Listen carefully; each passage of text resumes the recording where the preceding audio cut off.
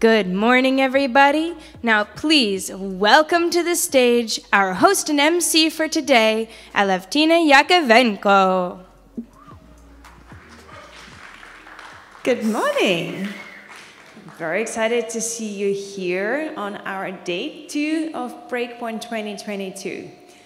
This is not a less an interesting day, and we have a bunch of very great talks prepared for you today, as well as I remind you that later in the afternoon we have a community voice sessions going out where you can apply for speaking at this exact stage and present either your product, demo, or the thoughts on a specific topic that you think is not covered enough during our content or you just want to contribute with.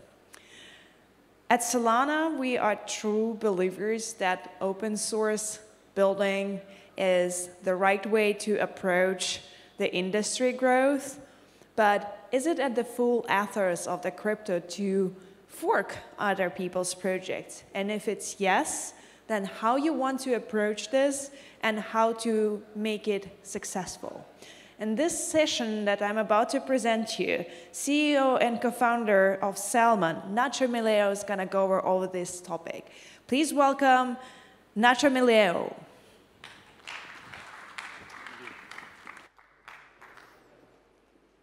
Hi, everyone. First of all, thanks for having me. I didn't expect that much people on Sunday morning, so hope to make your hangover less painful. Well, just to start, a little bit of an intro.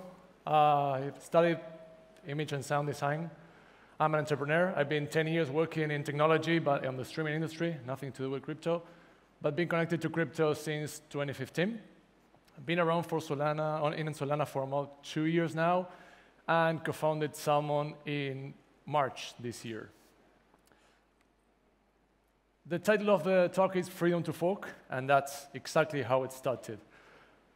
Despite the fact that we live all around the globe, the team is totally from Argentina, and we have been working together for 7 years.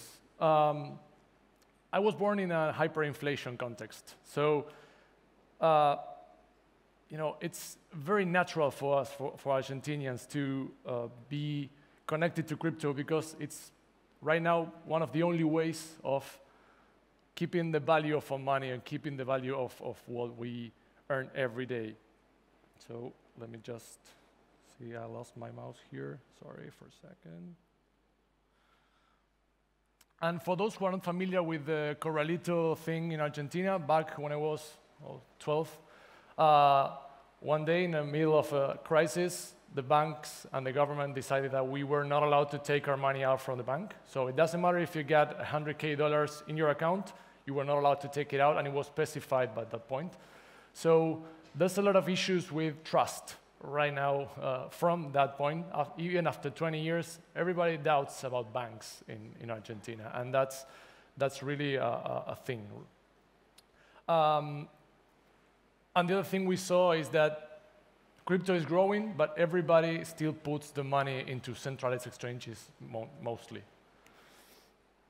So when we started, there was no Sollet alternative other than closed-source wallets.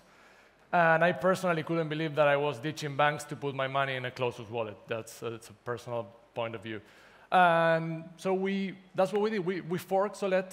We learned a lot from it. We are really, really thankful to the team that set it up in first place.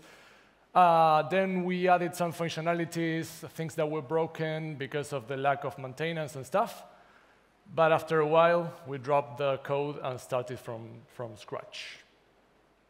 Just checking the time to see if I'm in or not.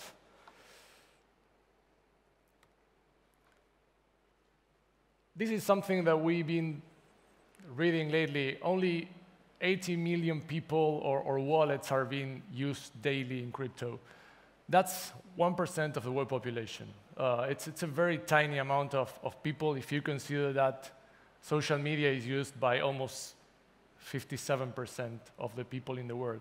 So considering that the most, let's say, subversive form of money these days is cash, is still cash, because it's the one that no one can trace or track. We think that, being wallets the door to Web3, you need to give the users the opportunity to own their money or to own their keys. And that has to be like on the foundation of every single thing that we do. After this, Twitter and Instagram, Meta announced, a couple days ago, and yesterday we got a talk from them that they are adding NFT capabilities, and that they will integrate all this stuff. The onboarding will be accelerated. We will not be seeing anymore this 1%. This is changing fast. And the thing is, are we going to allow them to be the owners of our money? Are we going to allow them to be the owners of our keys? At the same time, we understand that we need to be better and to have better alternatives when it comes to, I always say this, it's like if you talk to a normal person outside of crypto and say, if you lose these 12 words, you lose all your money, or if someone sees these 12 words, your money might be gone, it's crazy for them. For us, it might be natural at some point because we've been here and we've been doing this for a while. But we need to find these alternatives because otherwise what will happen is that Google, Facebook, and all those big tech will still be owning our stuff. As I said, we believe the future is open source and it's also multi-chain. We don't believe that there's only one chain that will rule all of the rest. We strongly believe that Salmon is going to be or it has to be multi-chain, and it has to be easy to use for not only for hardcore and for people inside the crypto space, but also for people that want to jump in and want to understand quickly what's going on. So what we did, we partnered with a couple of good friends to empower the options that the wallet gives you. And we think there's nothing more powerful than an ecosystem that works cohesively. And we did many, many good things with these folks, and more things are coming into the wallet soon, considering possibilities with NFTs, with Cardinal, naming with Bonfida, NFT stuff with Hyperspace, security with Blowfish that did an amazing job, checking that every transaction. Right now, if you sign a message, you may lose all your money due to fraud, and Blowfish did an incredible work with that. So there's a lot of jobs that have been done by this team that are awesome. And something we discuss a lot, are we caught by the semantics? Is the word wallet limiting the way we think? Because when you think of a wallet, you think of something that fits in your pocket and get the things that you can put into there, like your credit card, your debit card, your ID. But you don't think of it as your, the car keys or your house keys, or a lot of possibilities that will enable us. You don't put your collectibles inside your wallet, and you do this with digital wallets. So how far are we from seeing these type of things, having memberships, having boarding tickets? There's a company in Argentina right now that's also selling NFT travel tickets, and that's unimaginable for all of us that if you buy a ticket, plane ticket, it's yours. Right now, you get NFT tickets, you can buy and sell, and until you do the check-in, you can still play around with it. Or even this, how far are we from NFT plus NFTs and using your NFT to open a car, to open a house, to open an Airbnb? So it might be a bit obvious at this point, but it's only going up. We are 1%, and some people, my friends, have always said, it's a bit exaggerated to say that 1% of the people is using crypto. It might be. So more in our favor. It's only going up. And we need to be the guys that make that people used to home banking and NFC payment with Apple Pay to be used or to be not so difficult for them to jump into crypto. And the thing is, many people still think that even in these spaces that having a Binance account, it's enough to own your money. And the thing is that they have clearly stated that if Bitcoin is going down, at some point you cannot withdraw your Bitcoin because it's going down. So it's, as everybody says, not your seed phrase, it's not your money. So what's coming up next? Deeper integrations with actual partners and a few new ones. New blockchains, hopefully by the end of the year, we will launch one new blockchain, and in Q1 next year, we will be launching 2 or even 3 more if we made it in time.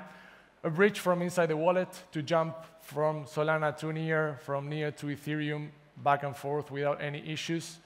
And a concept we are thrilled to announce here, especially because it's a game space, is the concept of WAS, or Wallet as a Service, in which games and metaverses and anybody can use a wallet connected instead of asking the user to send funds to the account.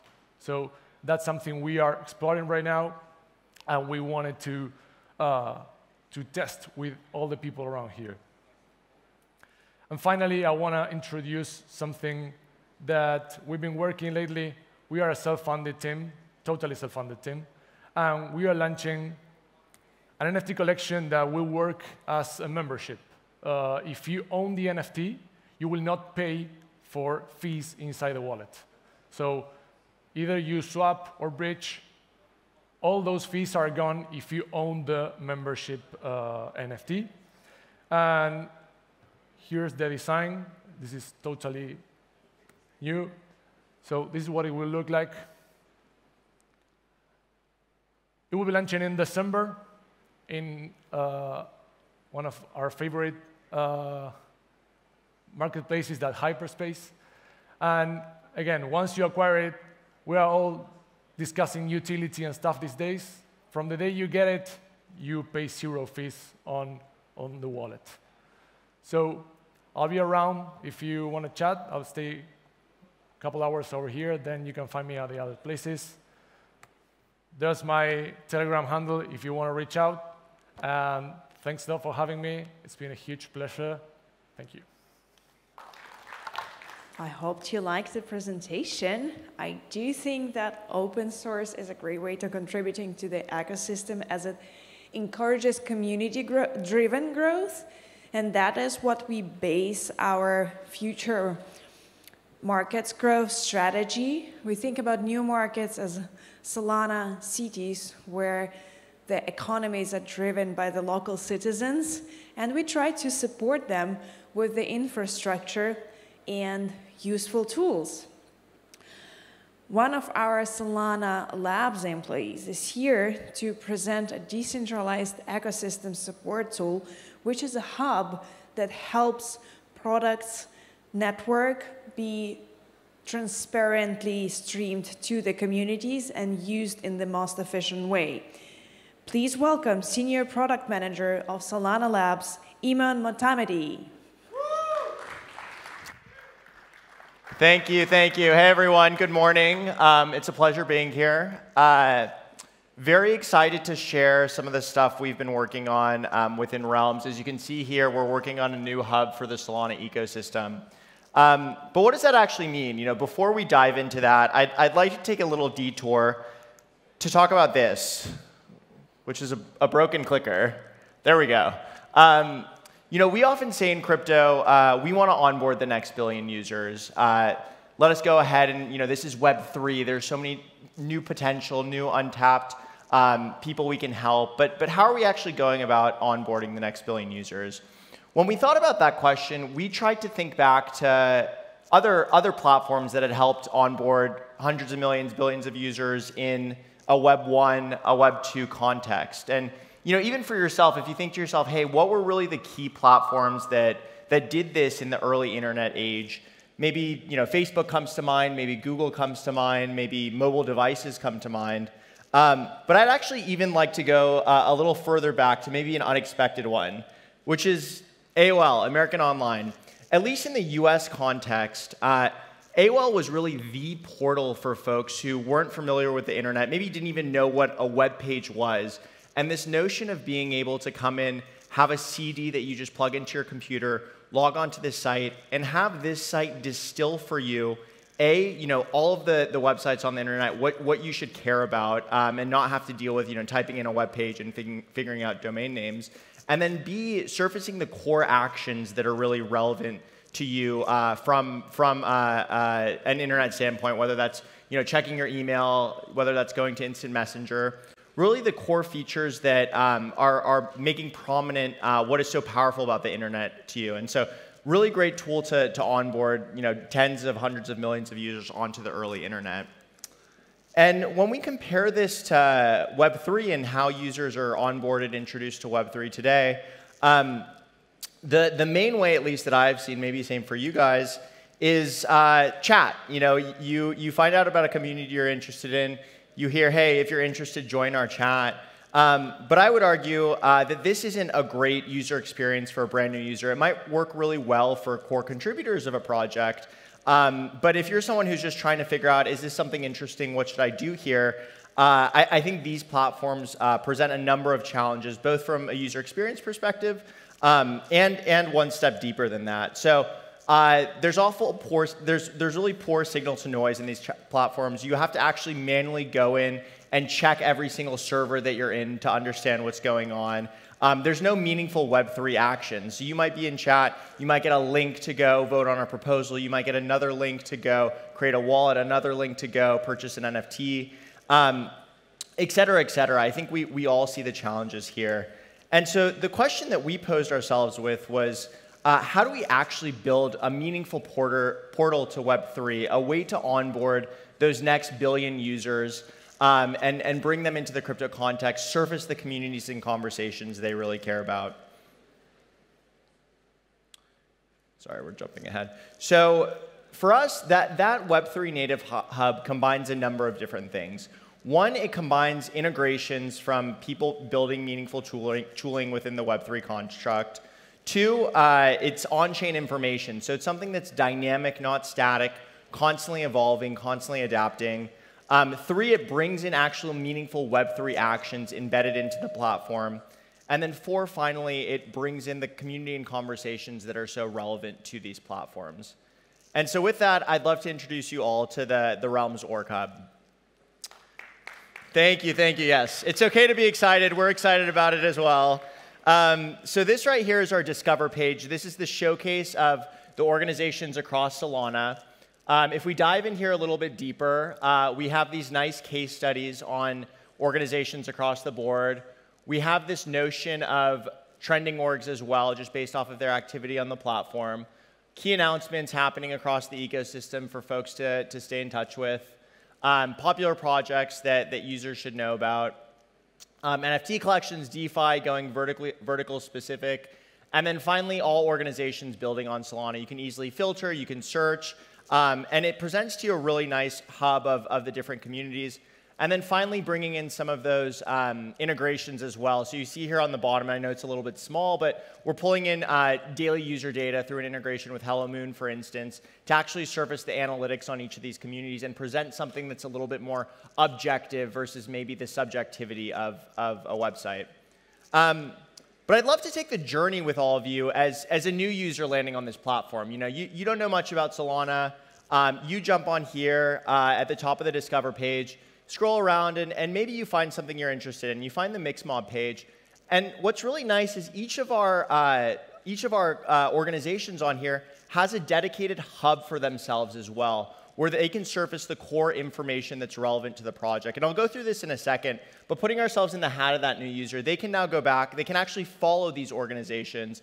And what's really important here is now that users are able to follow organizations, rather than having to jump into a bunch of different servers to find out what's going on, they can go into their My Feed section and get a really nice view of the organizations they care about, the organizations they follow, the core conversations going on in there. And so both this follow and this My Feed functionality are probably coming in the next week or two. They're the next feature we're going to launch, so you won't see them on there yet. What you will see, though, is this second feed, which is our really nice Solana ecosystem feed. So this pulls in the key posts from across the entire Solana ecosystem for users to get involved, to know what's going on. And these aren't just text posts necessarily, right? These could be proposals that a user votes on. We have proposals filling into the feed. It can be a prompt to go purchase an NFT. It can be a prompt to engage in, a staking pool in DeFi. Really, whatever those core actions are that users might care about. And then also, of course, there's a posting flow as well. So if you want to go and share an exciting new announcement, in this case, Spaces launching Spaces DAO, you can actually post into the community. It'll end up on there. And one sort of intricacy here that's important to note is if you look at a platform like Twitter, for instance, it's kind of me as the organization speaking to my entire audience. Whereas here, what we're going for is really a many-to-many relationship. It's not just the project speaking out to its followers, but the followers can also get involved and chat about the things that they care about in this context. And we'll speak a little bit more about that shortly. I know I promised we would go back to some of those hub pages as well. So let's take a deeper dive into the Mixmob page, for instance. So once again, you'll see this notion of objectivity here as well. So once again, through a Hello Moon integration, highlighting the core statistics, the core analytics that are relevant to that organization. I think we might have missed one here, sorry. There we go. And for other communities, say you have a public token, through our Jupyter integration, you can actually have users purchase the token directly from here.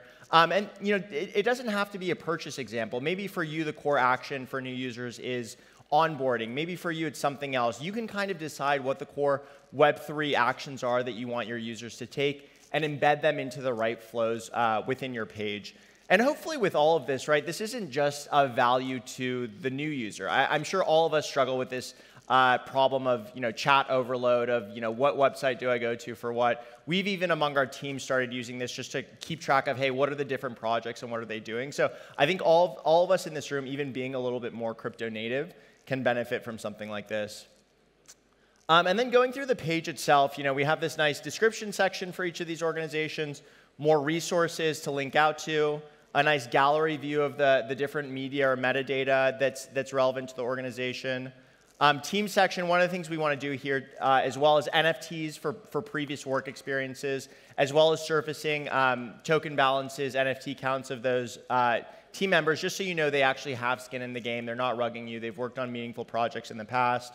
And then I know we quickly went through the roadmap here and the FAQ as well. But core, once again, I know I've said this a few times, but this is really meant to be dynamic, objective, pulling in on-chain data, pulling in integration data, versus something like a website where the second you set it up, it starts to get more and more stale over time, and you have to continuously think to update it again. A few other things to highlight here, just some more integration. So we're working with Super Team Earn to surface the bounties that are relevant for each of these projects. And then one other element that we're excited about here, you see this point leader section. We have this firm belief that one of the great benefits of Web3, of crypto, of tokenomics is aligned incentives, is being able to have a token there to create network effects among you and your communities. But one of the things we notice is that launching a token is really hard. You have to go through so many steps and make sure you have everything right. And so a lot of projects are reluctant to launch a token until they're sure the time is right and they've worked out all of the kinks. At the same time, in the process, though, they're missing out on some of those network effects, on some of those aligned incentives. And so what we're introducing is this lightweight tokenomic system that we're calling points that have no monetary value attributed to them, but are an on-chain representation of who in your community is accruing the most points. And the way you can use points is rewarding the behaviors that you care most about in your community. So that might be a user referring another user to your community. That might be a user answering a question in a Q&A or responding to a bug report. This gives you an on-chain representation of who's actually contributed to your community, such that down the road, you're able to do things like maybe airdrop an NFT to those users who've done the most, or as some of the games have said that we're working with, giving free digital goods in the game to users who are contributing a lot. So basically giving a way to reap the benefits of tokenomics and aligned incentives without actually launching a true token or a true NFT. One other thing to highlight here is the fact that all of these organizations have feeds attached to them. So in the same way that we went through the feed concept for the Solana ecosystem feed and your own individual feed, each org has its own org-specific feed as well, and these obviously feed into the aggregate feeds. But the reason this is relevant is this is really the home of your community, the home of the conversations that are happening, and you can choose to use these feeds the way that are most meaningful for you. And so we have a few examples here that I'll quickly go to that we've been toying with on the Realm side, but really the opportunity is yours to use this how you want it. So one of the things we toyed with was this notion of doing an AMA post.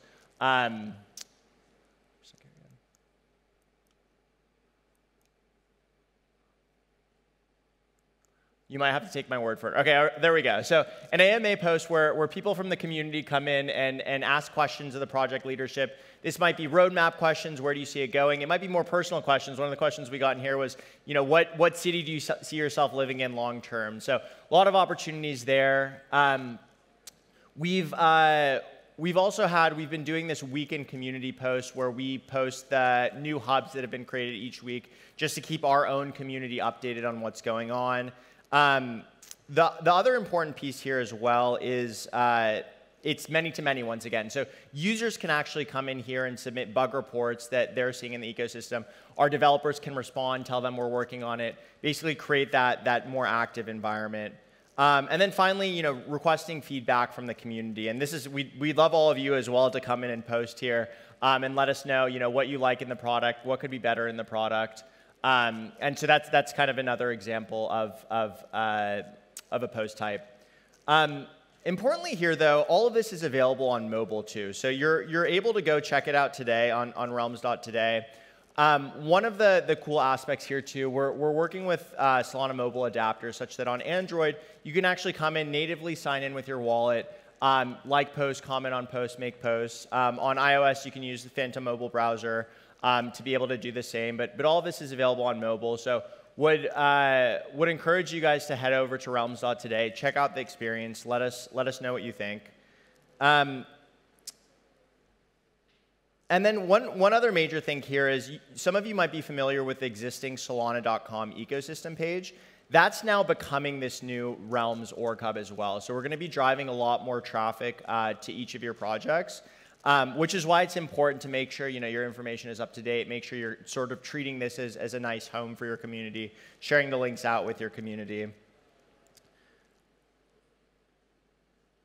And then if you haven't had the opportunity to do so yet, make sure to create your own hub to get it on there. We've had about 150 or so orgs already create their own hub. But if you haven't yet, this will link you out to a nice and easy form where you can go ahead and do the same. Sorry, this clicker isn't working with me today.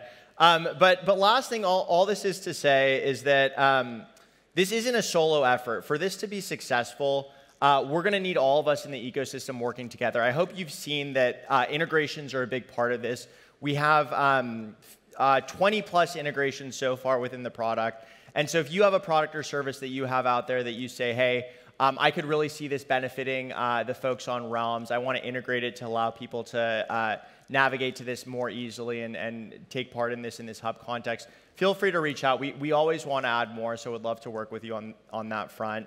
And I think all in all, the core message here is that we really do have this unique opportunity to bring on this next set of users into Web3 and to work together to do so, to build the right portals and the right onboarding flows. And so by working together, hopefully we have the opportunity to create the best onboarding possible for the onboarding process possible for the next billion users in crypto. Thank you very much.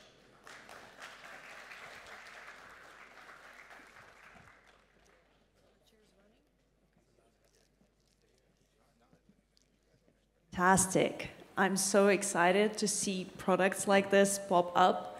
I think it enriches the community opportunities and the ways how you can contribute to the ecosystem, whether you're a developer or in a non-tech profession. Having these tools pop up is fascinating to see, but it also brings to the table the choice of what are the right tools to use. From the smart contract to start with, what marketplace to pick, whether you are an NFT project, or bringing the parallel question of the utility of the tokens.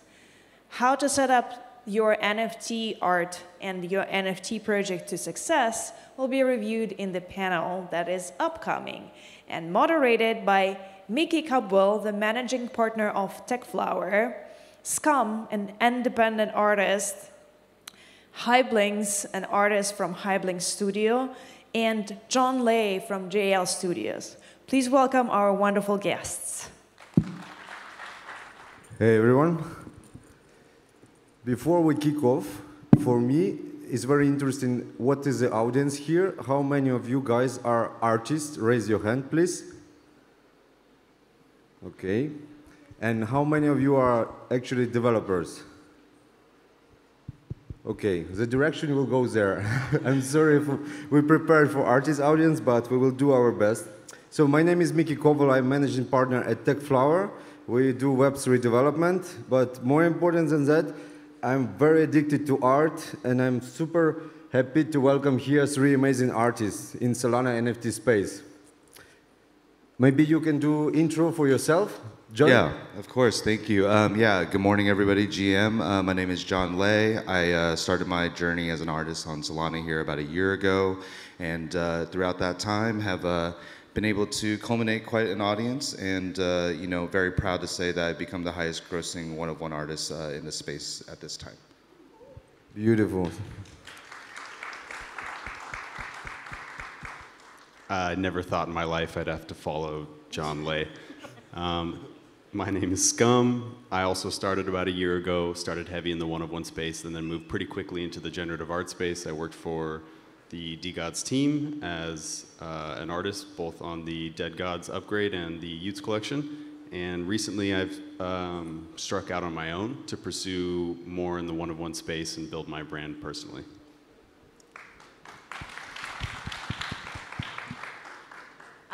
Hi, hello everybody. I'm Hyblinxx. I'm a one-of-one digital artist and brand builder on Solana. I came from a past doing branding for Amazon and Oracle, and pivoted to do Web3 recently, about 6 months ago. And I've worked for brands across the Solana ecosystem and have recently taken on my own brand where I'm doing one-of-one art that is about emotions and self-discovery, and then I also have a one-of-one PFP brand that is called The Hoodlums, and our mission is to empower children through art and fashion. So, yeah. Beautiful. So, first question on the panel. We all know that you're quite famous right now in this space, but I'm very curious for everyone who is listening to us, how much single pieces, one-to-one art impacted your journey, because you're, all of you, in certain extent, doing collections or PFP, one-to-one PFP, editions, how your personal one-to-one art impacted your space of NFTs. Yeah, I could start that one. One-of-ones was pretty much how I got started. I got started way back in, I had collaborated with a project called Skeleton Crew, which they allowed me to do an airdrop to 100 of their 10,000 holders.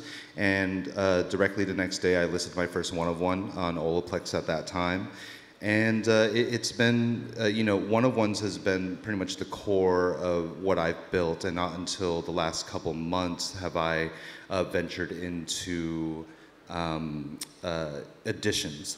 And at some point during there, we had done a one-of-one PFP collection with Lay DAO, which was the first art collecting DAO on Solana. And I was lucky enough to work with Scum for a bit on Utes as well. So been kind of dabbling all over, but I think one-of-ones is really very much the core of what I do.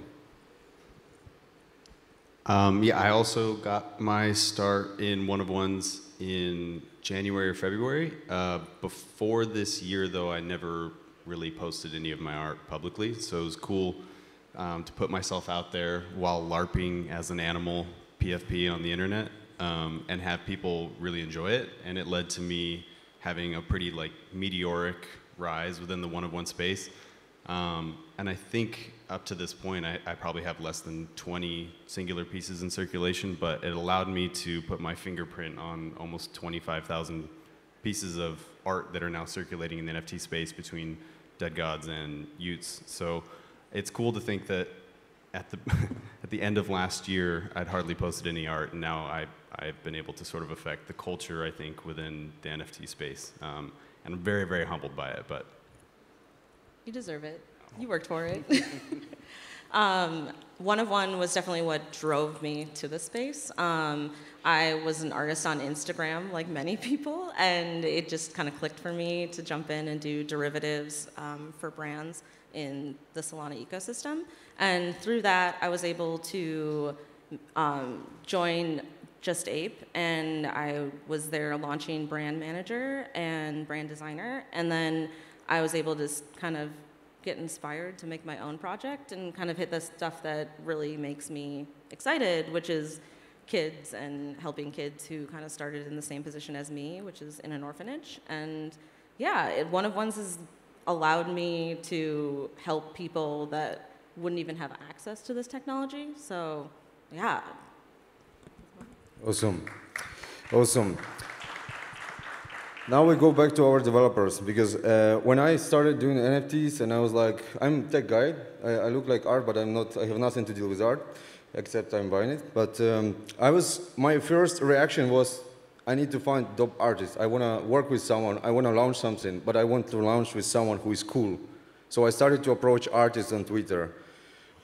What's your take on that? Because you have a different situation. Maybe we start from Scum, because he was the one, is like a face of Digos. And I think as a panelist, you didn't work before with PFP collection. So maybe Scum, you start. You tell your journey. How did you go into PFP, and why did you go that road? And would you do it again?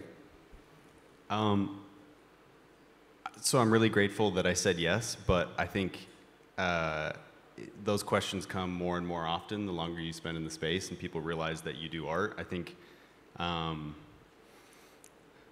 I don't want to get spicy. I think it's definitely, it's probably the main way that people get hired is through some kind of quiet Twitter DM, you know? But usually it's not approached with like terms or a contract or a very well-structured idea necessarily. It's usually like, you make art, I want to make an art collection. You can probably do it before anything else is really ironed out. And I know we're pretty young in the space, but it's due time for these things to start getting figured out, I think. And everyone's working on this issue in one way or another, but I think we as artists have our own responsibility to it, and I think people who want to launch a project have even more of a responsibility to like keep artists safe. I think that's really what I'm learning in this whole experience here, is artists must be kept safe or they won't come here, and then we lose our entire value proposition.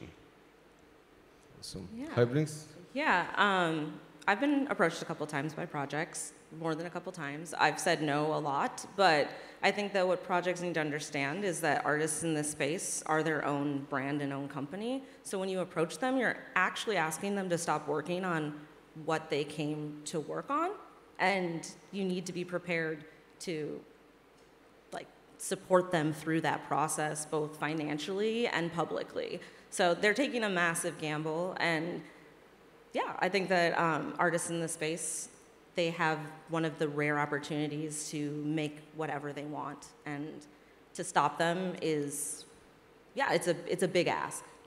But do you take it also as a gamble? Because you basically show your art, right? Your public there. Yeah, I think it's a gamble that I'm willing to take because I'm betting on myself, and I can control what I do, and I control how I am perceived, but I can't control how a company that I'm working with is perceived. So is that a gamble that I want to take purely for money? Makes sense. John, what's your take on that? Can I get the question again? I'm so sorry. Basically, the question is, have you worked before with PFP? Got it. Yes, and if no, why? I'm sure you have so many people approaching you for this question.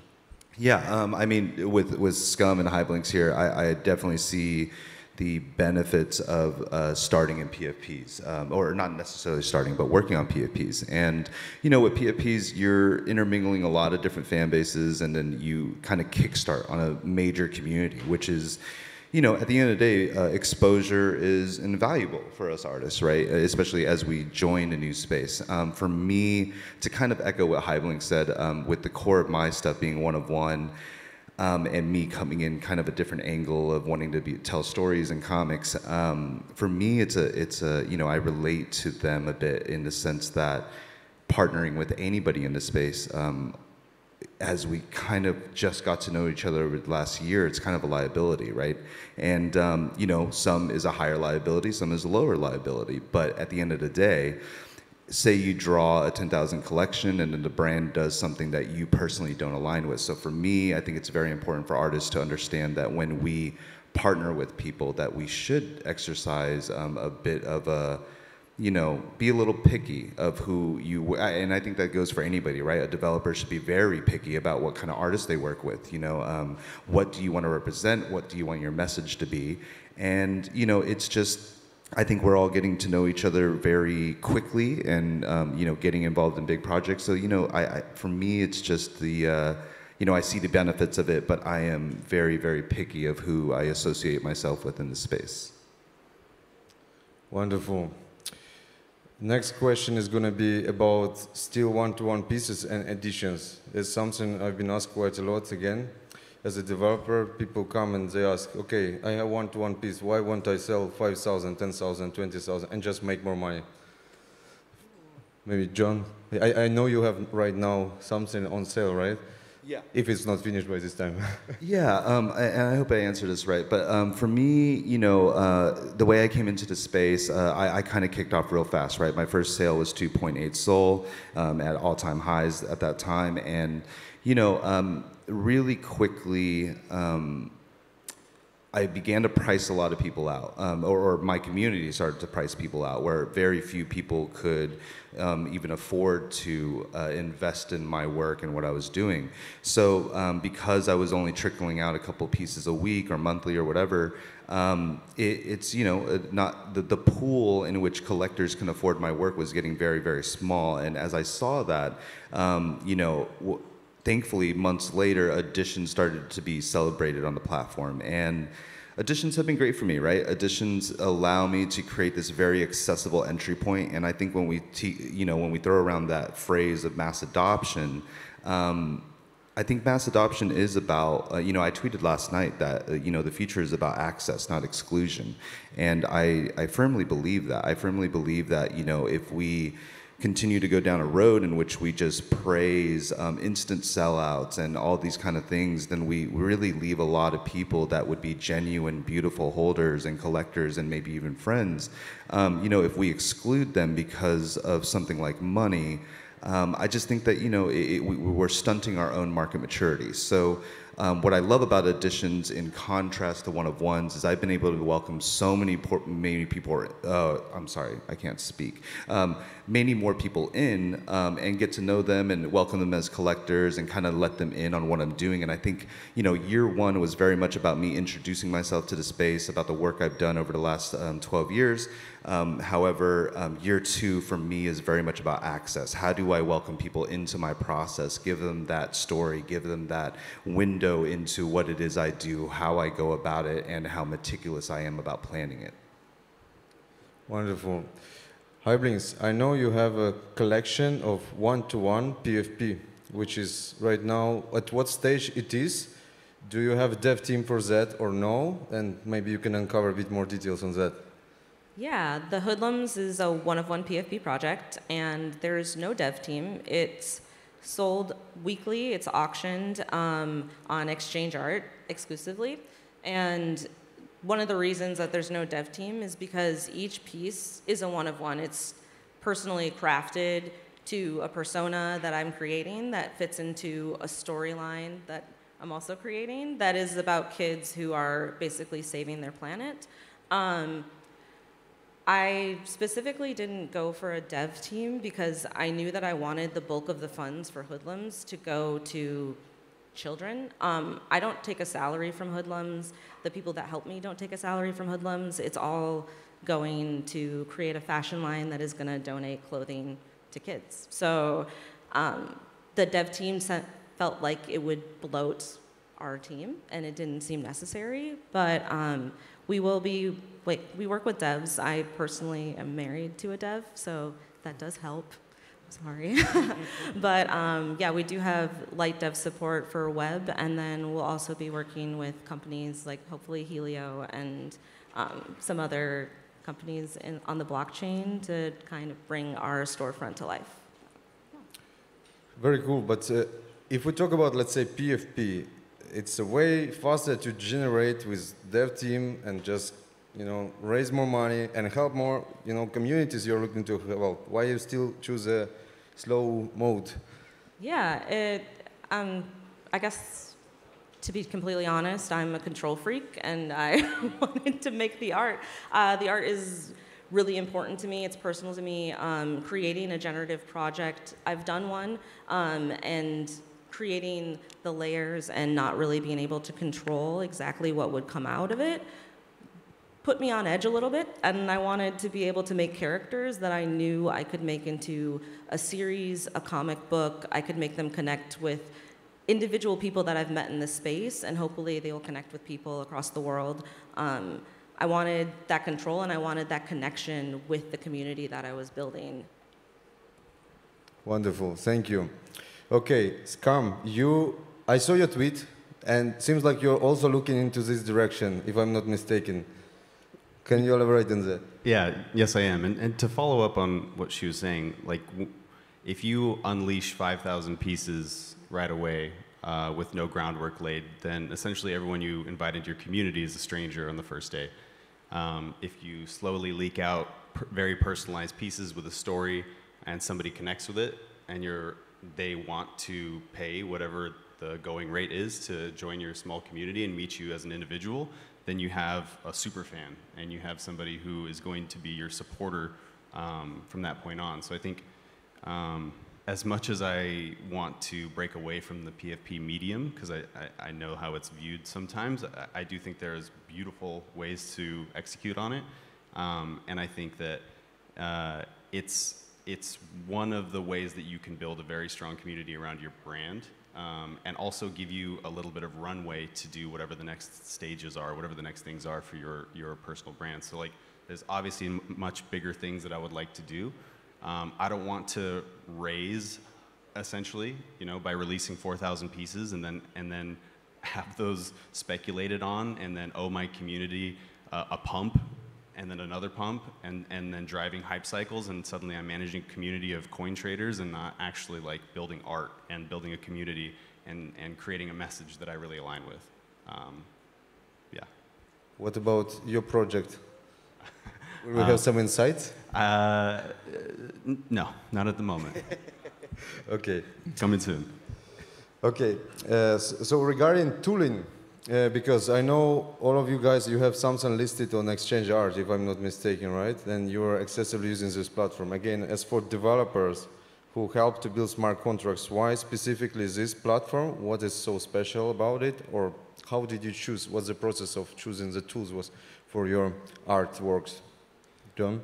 Yeah, I owe a lot to developers, coders, and everybody that is so much more intelligent than me on the technical aspect, because I am in no way smart about development or technology, and I've been humbled by very patient people teaching me how things work. And it's for me as an artist, it's hard to kind of put shortly into words of how effective that is, because this is what I find so beautiful about NFTs, is the cross-section between technology and art. And I think that's so important, because these tools that developers have spent so many hours building, they have allowed me to engage with my fans in a way that was never really possible. And if it were possible, it was through some kind of middleman, which was a publisher or a studio or things of that nature. So developers, whether they're on Exchange or Form Function or just all the independent developers, you guys building tools that allow me to further express myself as well as my vision. Without that, I'd probably be selling, editions on Facebook Marketplace or something. Cool. And so your PFP, Hyblinxx, is also on Exchange Art. How did you choose the platform? You have any alternatives where you try to publish?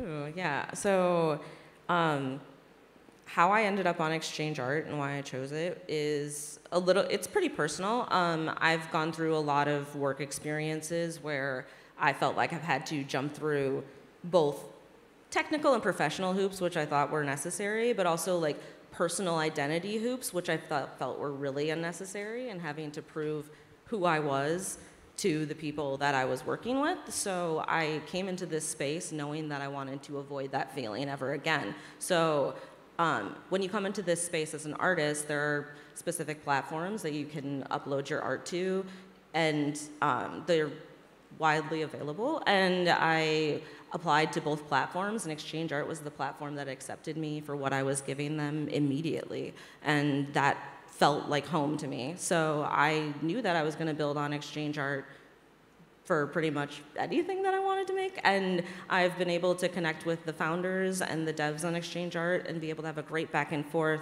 So it feels like it's not like I'm working without devs. I do have dev support, and the tools that I think are important, they will try to prioritize because they're really listening to artists.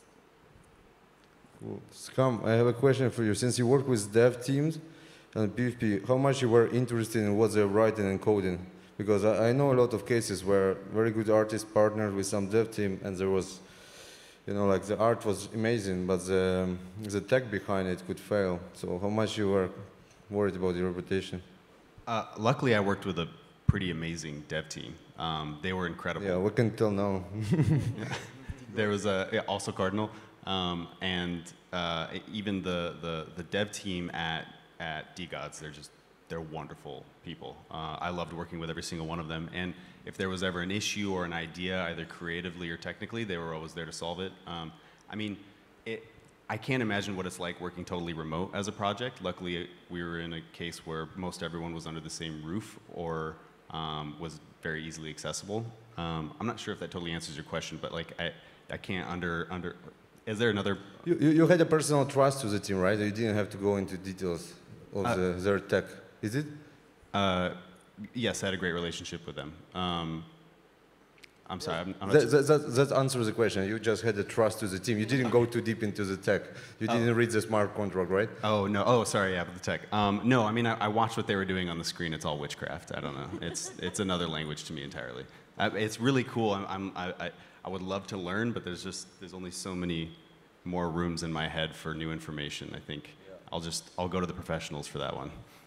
That's what's kind of awesome, though, because getting to watch Scum and the rest of the boys at Utes work on that collection, that was a very enlightening experience for me, just because, allowing us to be in a playground where we can just worry about vision and creating art, and whenever we ran into a hiccup where we couldn't figure out of how the layering would work or how rules and exceptions would be made into code to then make sure that the collection could be as beautiful as possible, you had these guys literally right upstairs that would figure out what the solution is and go even further to explain to us how it works. So I think it's so rad, because I think in the rest of our art careers, we don't really get this opportunity to intermingle with developers so much, where they're educating us on this is how it works. These are the things that are possible. And I think that's what's natural, right? We go through this kind of stuff, we make art, but then we're so intermingled with developers that, our curiosity,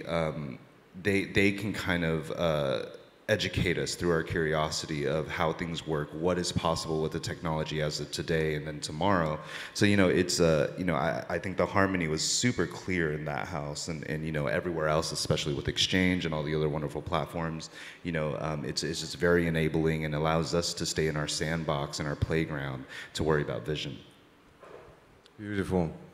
Next question is going to be about utility. I've read your, Johnny, I read your recent drop, and there was some curated special features for people who buy, and there were some more explicit utilities. What's your take on that? How much should be in shadow? How much should be uncovered in terms of utility for the collection? Yeah, you know, I'm just starting to explore that facet, right? Before, I was very lucky that I had a collector base that asked nothing more of me than to be myself, because they knew that being myself would be to fight to be on top and stay on top. So, you know, we had an agreement. However, now my curiosity has grown because of the tech available to me. And, you know, now I'm starting to see that, you know, just real briefly, before I came into NFTs, I was in comics, and the general thing that happens with comics is you end up giving a lot of your IP away just to sign a deal. So the way I kind of word it is leveraging an artist's desperation for greed. And so what we had just done is we released a collection called IOTA, which is a collector's pass to welcome people into the process of what it takes to make a comic book. And the funds will mostly be used to distribute that book to the first 1,500 holders. And, you know, the tech allows that, right? Like, the tech really allows me to do that in a very fun way that isn't as, what I would say, sterile in Kickstarter, right? It's a more engaging process where you not only give a place for everybody to convene and build relationships within your community, much like PFP projects, but just in our case, the keystone is a little more focused on art than the actual utilities. So, you know, for me personally, it's been very beautiful for me to start thinking in terms of how do I use this technology that everyone's building to further push my creativity of how I engage with my fans, how I give access to my fans, and how I can create fun little things. As far as how much is uncovered and how much is, you know, hidden, I like messing with people. To be honest, it's I think we have, you know, with market maturity where it is now, we are starting to succumb to dogma, and I don't believe in dogma. I believe in pushing the needle and trying new things and shaking things up. And, you know, in my position, if that takes a couple punches in the face to learn real lessons, then I'll take those punches. Wonderful.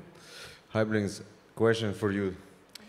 If there are some developers right now here who would want to partner with you in the future, I guess I will ask this question for everyone, right? It's like, what steps, what should they do or not do, and how they would approach you and to build trust, maybe just to help each other in the future? Ooh, that's a good question. That's kind of, I feel like I'm a little trapped here. How should they? I have to protect audience. Right? How should they approach me specifically? I like knowing all the information up front, like how much you're willing to pay me, what your project's about, who's working on it, when you're launching, when you need my artwork, what's the timeline. Like, literally give me all the information, flood me with all the information, and then I can actually start the conversation. Because until I know everything, I can't give you an honest answer about whether or not this is something that I'm excited about, something that I know I can give you my best on. I want to give you 100%, 110% of my best if I'm working with you, and I can only do that if I have all of the information. Awesome. Scum? Yeah, I completely agree. I mean, I have like probably 100 DMs of people saying, I'm the #1 project on Aptos, and would you like to come do some art for us? But no, I think once there's like a standard artist brief in general that is followed up quickly with a contract, I think once we get to that level of professionalism, it's very, very helpful. But yeah, I think just to echo that sentiment, having a very clear brief of what the job entails, if there's not a core concept yet, how you plan to address having a core concept for art direction, or if you need art direction in general, and maybe trying to differentiate for yourself what exactly you need going into the project. You can't expect the person you approach to educate you on every aspect of the thing. I think it's important to do a little bit of your own homework, but I would just ask to like move with kindness and grace and expect to be humbled, and I would do the same in any interaction. And if you do have a brief, also give me a TLDR so I can know pretty quickly if it's not something I'm interested in. And also, like, you're gonna hear no sometimes. Yeah, also gotta say, know who you're contacting, like know them. One of the things, if you're hiring me, like I have a background in brand design and art direction, so like I'm not just an artist, so the price is kind of a little bit more because like I will provide you with a lot. Like I know go-to-market strategies for products, like I've done things. So know who you're asking and know what you're actually gonna be getting out of them or what you need from them. Because if you just need my hands to draw, then that's a completely different price. Awesome. John? Yeah, for me, it's, echoing what they said, of course, a level of professionalism is definitely preferred. For me, I like to take it to a little more personal level. I want to attract the best people, right? The people that align with me, people that are willing to go against the grain with me, because I'm never going to fit in a meta. I'm going to try to create new metas, and if you're that type of person, I don't really care what company you work for. I don't care, like I want to, like I say, I've said this to all of you guys, I think, where I want to build a round table of trust that I can run with for the next decades. And if you want to go against the grain with me, then, I would love to talk. Awesome. Okay, we're on time. Thank you so much, everyone. It's such a pleasure to be on the stage with such creative people. Thank you so much. Thank you for having us. Thank you very much.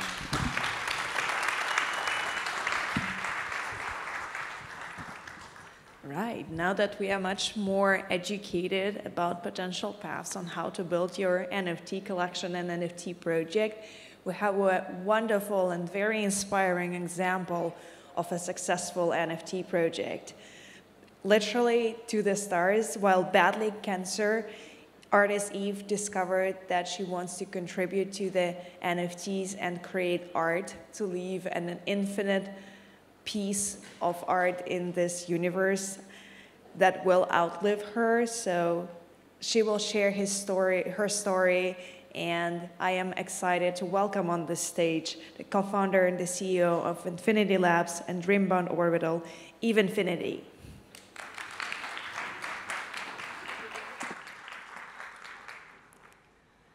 Hi, everyone. I'm going to start with this video. Solana projects. We built the #1 marketplace on Solana.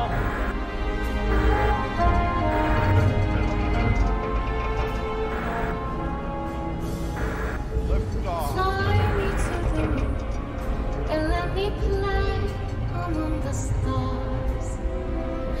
Let me see what spring is like on Jupiter and Mars. In other words, hold my hand. In other words. So you're probably asking a lot of questions to yourself right now. What is this? What to the stars, literally? What does she mean? Who's Infinity Eve? And I'll be answering all of those questions in this presentation. So hi, I'm Infinity Eve. I think the beauty about Web3 is that we get to rethink the way we do things. We get to rethink systems, processes, and in a lot of ways rethink ourselves. To me, the metaphor of Web3, the metaverse, and blockchain is about rebirth and reinvention. And my journey into Web3 was crystal clear. Last year, I was diagnosed with cancer. And I think everyone in the audience can relate. There's a time before cancer and there's a time after diagnosis, and it shifts your identity completely. I remember being in my doctor's office and them sitting me down and telling me, "You have cancer. It's aggressive." And in that moment, it felt like a death warrant. But I knew that through my art and through my work, I had to see it as an opportunity. I couldn't just sit there and look up statistics, which you should never do, by the way. And so in the moments that I really wanted to give up, I started creating. I started making art, stories, dreaming about worlds that were outside of my own reality. I was going through chemo and treatments during the pandemic, so couldn't have any visitors, and it was a really lonely experience. This is my first Breakpoint. I was actually supposed to go to Breakpoint last year. I was selected as a Solana fellow, but couldn't go for various medical reasons. And this was me last year. And while physically I was here, I was really here. And that art and those stories turned into a collection called Infinity Labs we launched last year. That video that you saw was actually our 1-year anniversary video. And it was a collection of 1,111 different scenes of creatures, of environments, with 8 different copies of them, where you can actually merge them together and create more evolved animated pieces, some of them here.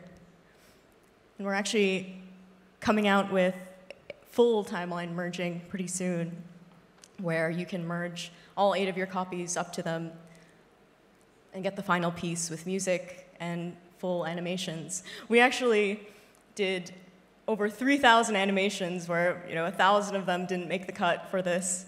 So we're really excited to be able to release it. The other component of it is that we really wanted it to be community-driven.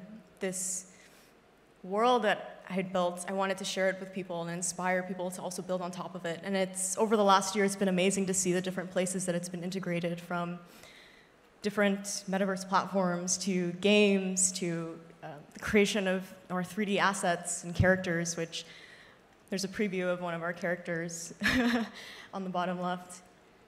We have this huge wiki, something I'm really proud of all of our scenes documented in the collection, and people from all over the world contribute their own stories to the different timelines and what happens. They merge them together, connect storylines, and create more and more things with it. We have over 3,000 edits and over 1,000 pages in Scenes from the Soulverse and the Infinity Labs wiki that anyone can contribute to. We were able to participate in an awesome Times Square event where holders in our community were able to send a message on their favorite scene to the iconic screen in Times Square. And one of the cool things that I'm really proud of is that we opened up a microgrants program for people in our community.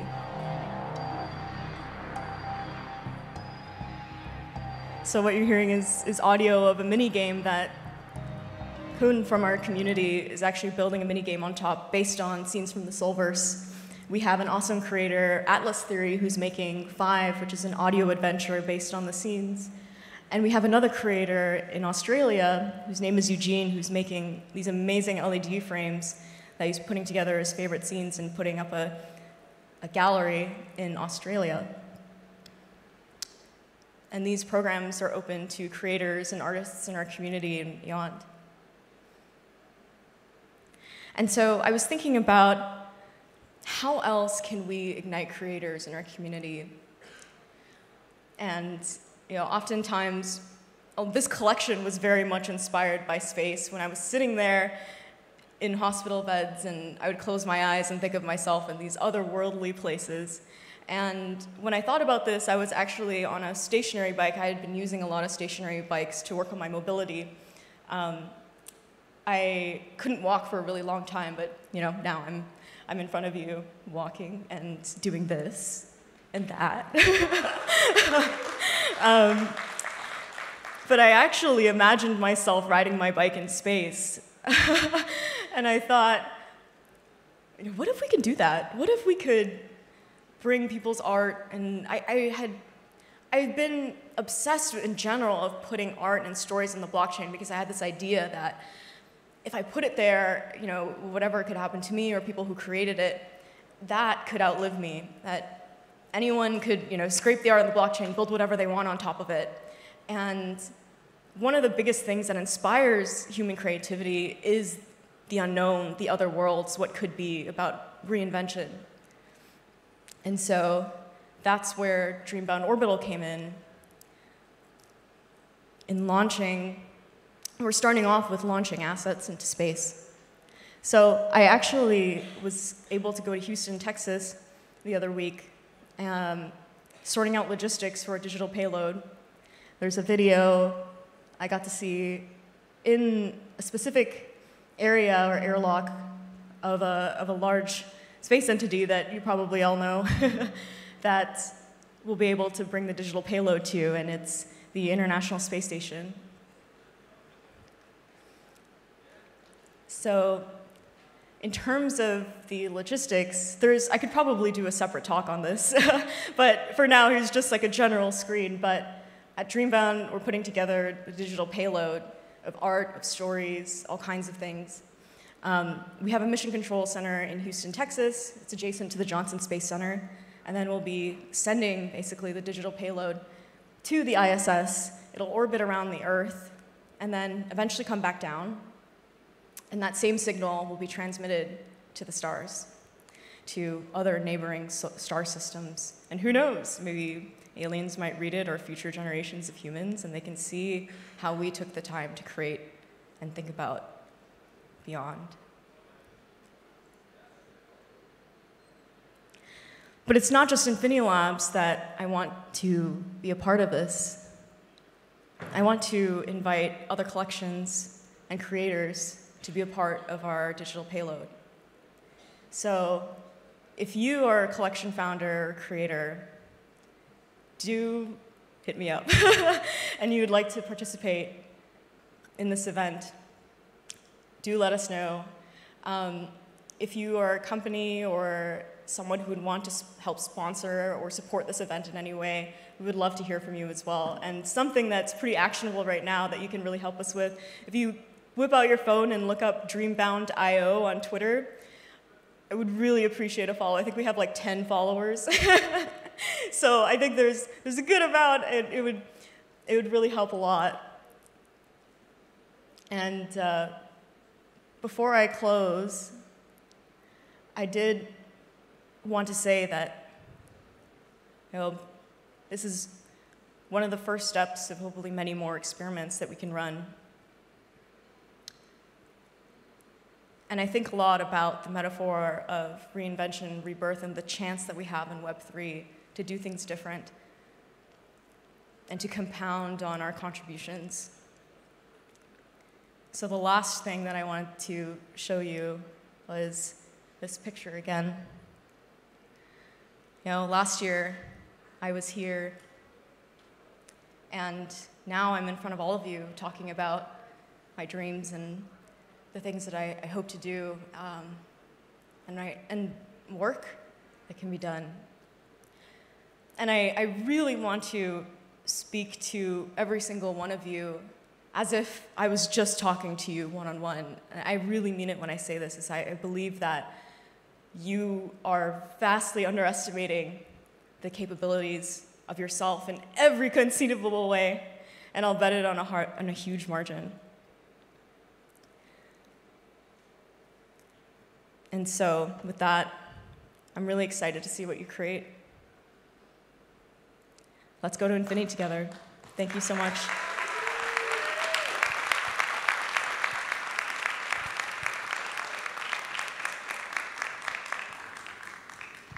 Thank you so much, Eve. We are at this point at the lunch break. Eve will be available here for any questions that you have for her or for any other panelist or speaker. We'll continue our program at 2 p.m. here with our community voice. Kind reminder, we have a wonderful rooftop that you can reach through the back doors at the end of the room, as well as there are shuttles in between the venues that are rotating on a frequent basis. Thank you so much for coming today, and see you after lunch at 2 p.m. Good afternoon and welcome back to Teatro Capitolio Day 2. We are about to resume our programming, so please take your seats. Thank you, everybody, and now please put your hands together and welcome to the stage our host and MC for the afternoon, Daniel from the Solana Foundation. Hey, everyone. Yeah, super excited to have you guys here. This afternoon, we're going to do like kind of a demo day at the hacker houses where projects can come, do a tutorial, show their project, do an interactive kind of demo and presentation. So really excited to kick this off. For the first one, we have Joel from Ceramic. Ceramic's a decentralized network of composable data, and he'll be going over how to do off-chain storage for Solana accounts. So let's give it up for Joel. Yeah. All right, the microphone is on. Hi, everyone. All right, so I'm going to be talking about sort of how to leverage off-chain data as you're building applications. And we recently actually added support for Solana wallets in Ceramic. So I'm going to sort of do a short presentation to like explain what Ceramic is and why it's sort of necessary in this sort of Web3 ecosystem. And then give a short demo of how you can actually use this in your application. So sort of already mentioned, Ceramic is this decentralized data network for composable data. And it's really meant for storing things that doesn't really make sense to store in a on-chain, on sort of layer ones where you store a lot of financial transactions. And because as we sort of know, is like there is a limitation, even in the most sophisticated L1 designs, we have sort of like a limitation of how much data we can put through the system. And the things that are most useful to put there is more like financial things. So in Ceramic, we want to enable an ecosystem of data where the data is not locked into any one particular application or any one particular blockchain ecosystem. So to achieve this, we allow developers to create data models where they define sort of like the schema of their data, and any app can plug in to use this data model and sort of bring users along with them. So if there's an app that onboards, let's say, 1,000 users, you might want to use their data model because then you already have all of those users and sort of like pull over all of the existing, the user can kind of come along and bring their data with them. And I think this becomes especially powerful as we sort of go into the multi-chain ecosystem. So Ceramic is based on event streams. I'm not going to go too much into detail there, but all of the data in Ceramic is completely verifiable. It's signed by users' keys, and you can sort of synchronize individual pieces of data without having to verify the state of the entire network. And so there's a bunch of different things you can build on this. I think the most exciting things are around like once we have a bunch of applications built on top of this verifiable data web, we can actually sort of look at that data, look at the contributions, and sort of build out a web of trust and sort of gain insight about how people interacted to distribute sort of like reputation. All right, so I'm not going to go too much into this. I actually want to jump right into the demo. So let's go here. So in Ceramic, we're using something called DIDs, so that's short for decentralized identifiers. And really what that is, you can think of it just as a way to abstract accounts. So you might have like a Solana address, or you might have an Ethereum address, or Polygon address, or whatever. There's a bunch of different blockchains out there. DIDs allows us to sort of abstract that in a way in which we can refer to accounts across many different blockchains. The other really important thing in Ceramic is the use of session keys. And so session keys is essentially what allows you to give the user really great user experience, because if you ever used a dApp where you go there and you take some action and you have to sign something with your wallet, and then you do something else and you have to sign it with your wallet, it's sort of like very cumbersome, and you don't really want to do that. But you also don't want to be in sort of like the Web2 world where all the actions you take are sort of stored on Facebook server or whatever, where essentially like you have no control and no sort of like authenticity of that data. So what we do in Ceramic is really simple. We delegate access to a session key that lives inside of the user's browser, and then the user can use this, or the application can use this to write data on the user's behalf. So it's pretty straightforward. This is sort of like a demo we have of this piece. You can learn more about what cacaos are. It's short for chain agnostic object capabilities. and sessions. So let me just demo how this looks like. This is not going to be a password. Interesting. Right. So some of you might be familiar with signing raw messages. It's not usually you sign sort of like blockchain transactions, but here we're actually signing a raw message. And here we can say that this website, chainagnostic.github.io, wants to sign in with your Solana account. So this is sort of, we ported the sign in with Ethereum system over to Solana so we can have sort of like the same way of interacting. And then there's a session key that's generated client-side in this application. And so here we can see sort of like the public key of that. And then there's some extra information about like this is the sort of Chain ID mainnet version of Solana. There's a nonce here. There's a issued at and an expiry time. So this object capability that we're granting to the session key is only valid for a short amount of time. Once that time has passed, that session key can no longer write to your data on your behalf. And finally, we specify the resources. And so here we have, it's test resource. This doesn't really mean anything here. We can approve it. And we can log sort of this object capability. So as long as the public key that's in the app has access to this data, it can write, and it's within the sort of expiry time, it can write on behalf of the user. This session can be serialized, and we can of course like sign any much more like other messages. You can sign sort of like arbitrary data here, and you see you don't get this new wall pop up every time. So sort of to demonstrate how this looks like in a real application, there's this app called Orbis, and this is a decentralized social network built on top of Ceramic. And right in the beginning, it only supported sort of Ethereum, but actually they've expanded now to Solana. And so what this looks like is I click connect. You can see there's already a bunch of people interacting. I connect with Phantom, and now it says Orbis.club wants to sign in with your account. And at the bottom here, it says same thing here with like the session key. At the bottom, we can see that it's requesting access to sort of Ceramic resources. So this is sort of like a very permissive request. It wants access to all of your data. You can also specify like more specific subsets of data that you give apps sort of write access to. So you approve this, and all right, we are signed in. So we can now make a post. We can share this. And it's posted by this account, which should be the same account as we have in here. ACFJ is the same one. And now the cool thing is this thing here that we posted, we can actually verify that and look at what it looks like on Ceramic. So this is sort of like a data explorer of Ceramic, also built by the Orbis team, by the way. It's super cool. Yeah, you can essentially like look at the data. You can see that how this post was structured.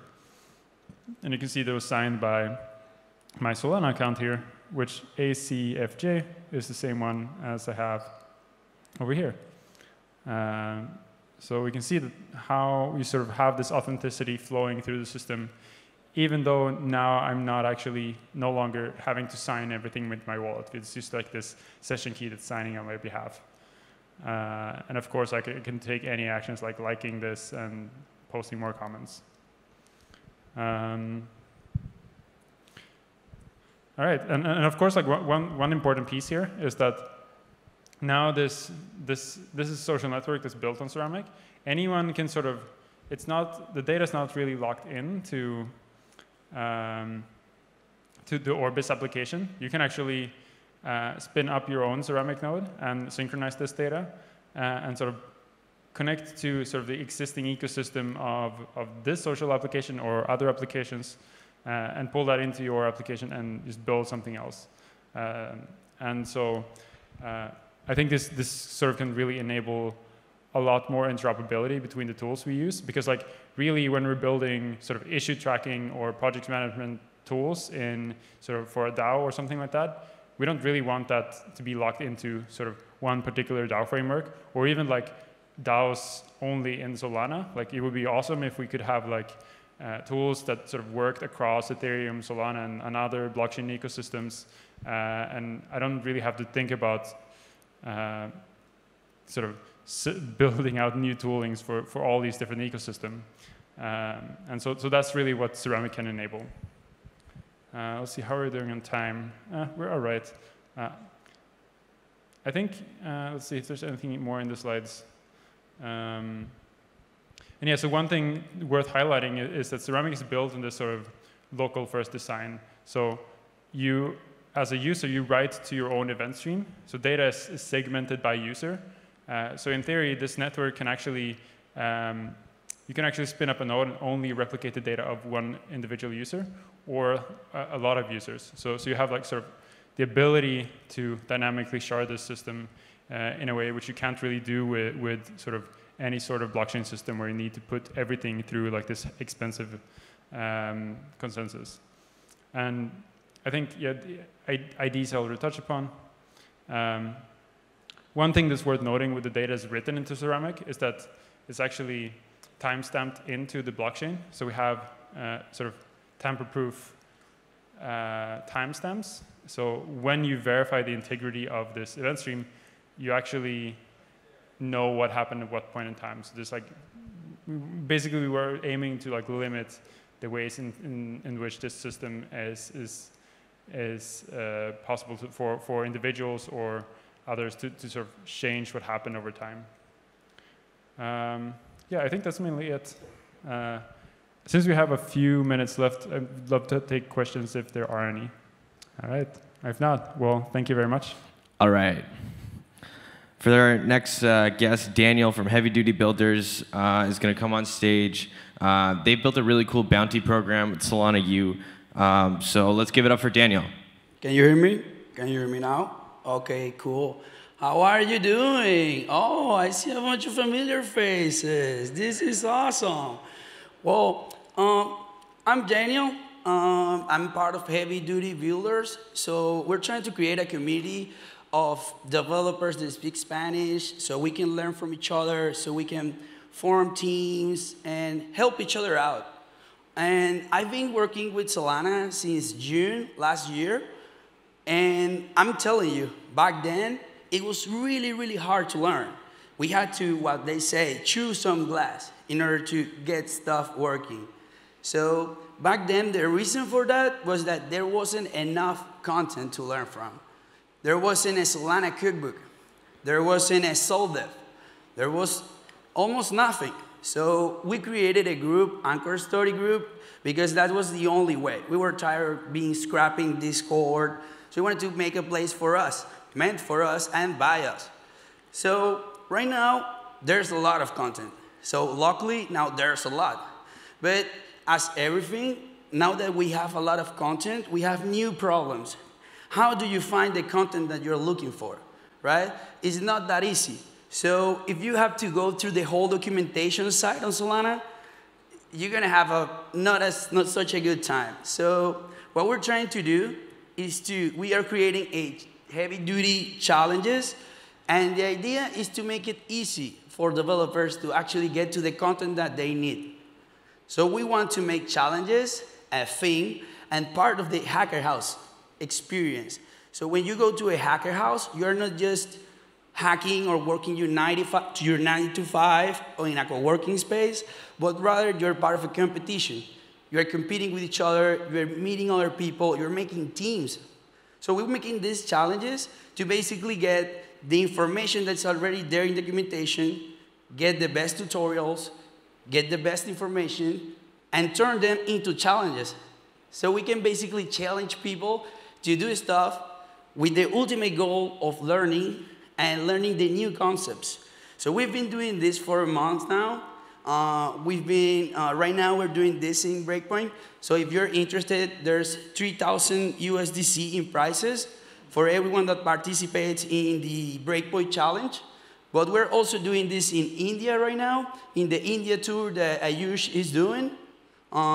We were in Bogota a month ago, and we also were in the CalHacks versus HackTX event. So right now, at this moment, it's been only a month, and we've been in 4 different countries. And yeah, so we want basically to turn learning into something fun, something cool, something that people enjoy, rather than just reading a huge wall of text. And if you're in Solana for over a year, as I am, you do know how much you have to read and how many times you have to keep going to GitHub and seeing other projects and try to get inspired from there. But you don't really know if what they're doing is right. You're just basically copy-pasting what others do. We want to make it more interesting and fun, especially fun, because reading documentation sucks. I hate it. So I want people to be able to just go to a place, find challenges, have fun, crack a beer, meet another fella, make teams. So we're working on a ton of new features for the challenges. So in this instance, we have like time-based challenges, bonus points, and for future, we're working on teams. So you can make teams on site. You can get actually to meet people. So you can make a balanced team of developers and marketers and stuff like that. And learn together, have fun, and hack together. That's what we really want. We want people to have fun while they hack. We want to turn hacker houses more into from a co-working space into an entire full experience on hacking and getting to meet people. So I just wanted to talk about what we're doing with the challenges. I think I said my name maybe. Anyway, I'm Daniel, and if you want to participate in the Breakpoint challenge and you would like to participate and try if you can get some of those 3,000 USDC prize, I'm going to be around here for a little bit, and then I'm going to be in Covento do Beato. I'm also going to post on our social, Heavy Duty Build, all the information about the Breakpoint challenge. So you can participate and see if you get to the top challengers. And thank you. Awesome. Thank you, Daniel. Heavy Duty is really cool. The bounty program, if you haven't participated already, definitely go check it out. We're going to take a 10, 15-minute break. We're just waiting on a couple people, and then we'll be back real soon. Thank you. All right, everyone. We're going to get ready for the next one here. Mike from Portal is going to come on stage. Portal's an instant global payment system, and he's going to be talking about user experience on Web3. So let's give it up for Mike. Thanks, man. Create a picture. Hey, everyone. I've been told this is valuable, so you should listen up. Portal does instant global payments for less than a penny, but what I'm actually going to talk about today is a cryptographically secure, bounty-tested, rotatable, hazily remembered, standalone alternative to mnemonic passphrases. In other words, fixing the first major hurdle that every human being comes when they use any existing wallet on any blockchain. My background is I built a cryptographic product used by every fintech in Europe that you've heard of, from Monzo to Cover to like brands like BuzzFeed and Hype and Superdry, etc. My co-founder is a design thinking expert at Microsoft, so he gives me really challenging things, and I build those things using cryptography and also like Solana, SPL, Metaplex, etc. My co-founder and I originally wanted to build a Web3 app, something like GM, but that was not just for nerds. And so we wanted to find out if regular people could use Web3. It turns out that regular people cannot use Web3. We watched about 50 people install Metaplex, Phantom, Glow, Ultimate, and every other wallet we could get our hands on. And there are at least 3 major blockers that stopped anybody from being able to use any of those products as a wallet. So yeah, Solana wallets don't work as wallets. It's not chain specific. ETH wallets don't really work as wallets either. 100% of users did not understand mnemonic passphrases. People actually don't really care about non-stable tokens. And the lack of any verification inside the payment flow means that no one will ever complete a payment sending to a base58 walleted address. This is what I'm going to talk about in the next few minutes, fixing this. Other people have tried, and there's a few things that we've done which I think means that this is probably going to be the future of how this is handled going forward. So this is the vibe I get from a mnemonic passphrase. It's basically forcing something that's arbitrary complex upon people that is, oddly enough, a mnemonic is supposed to help people remember something. It's failed to the point where you have to record it. There's lots of people who talk about Web3 usability, and they talk about things like, well, access to new financial products and amazing creative experiences inside wallets and aesthetic tastes. And those are all good things. We need beautiful interfaces, but those things aren't usability.